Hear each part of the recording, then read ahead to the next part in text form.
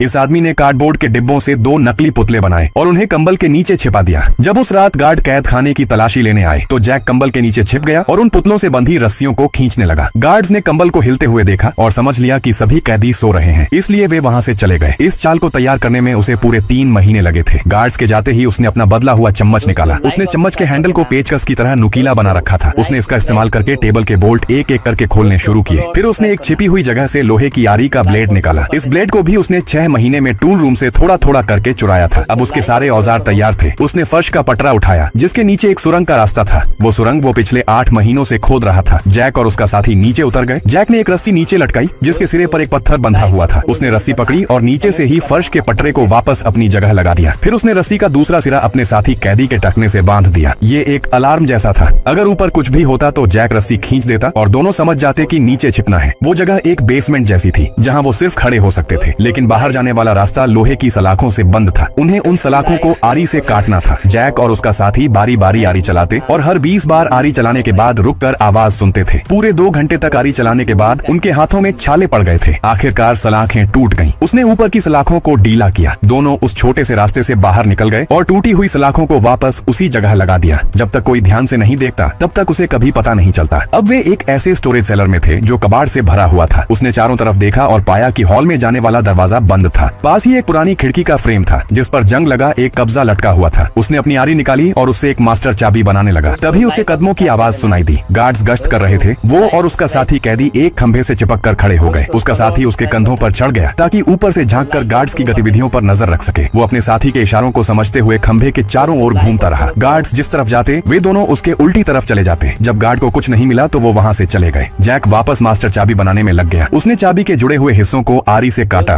फिर एक तरफ को मोड़ दिया। मास्टर चाबी तैयार थी। वो दरवाजे के पास गया और चाबी को ताले में डाल दिया। चाबी बिल्कुल सही फिट बैठी। कुछ बार घुमाते ही दरवाजा खुल गया। उसने स्याही की बोतल से बनाई हुई एक छोटी तेल की बत्ती निकाली और माचिस से जला दी। उसने पीछे से दरवाजा बंद किया और दोनों आगे बढ़ते रहे। वो एक लंबी घुटन भरी और काली सुरंग थी जहाँ उन्हें कुछ भी दिखाई नहीं दे रहा था। सुरंग के अंत में लकड़ी का एक और बंद दरवाजा था। उसने मास्टर चाबी से उसे खोला, अंदर गया और सामने एक और सुरंग थी। दोनों सुरंग के रास्ते आगे बढ़ते रहे, लेकिन ज्यादा दूर जाने के बाद जैक अचानक रुक गया। आगे बाहर निकलने वाला रास्ता सीमेंट से पूरी तरह बंद था। उन्होंने इसके लिए पहले से तैयारी कर रखी थी। उसने अपने औजार से सीमेंट की सतह को खुरचना शुरू किया, लेकिन वो बिल्कुल नहीं हिला। फिर उसने उसके पास वाली दीवार को आजमाया। एक बार खुरचते ही उसकी सतह टूट कर गिर गई। वो सस्ता और घटिया क्वालिटी का सीमेंट था। थोड़ा आगे एक मोड़ था। अगर वे वहाँ से दीवार खोदते तो फिर भी बाहर निकल सकते थे, लेकिन काम बहुत बड़ा था। उनके पास न तो पर्याप्त औजार थे और न ही समय। उन्हें समझ आ गया कि उनके पास वापस उसी रास्ते से जाने के अलावा कोई और रास्ता नहीं था। एक बार सब कुछ तैयार हो जाने के बाद वे वापस आएंगे और भागने का आखिरी कदम पूरा करेंगे।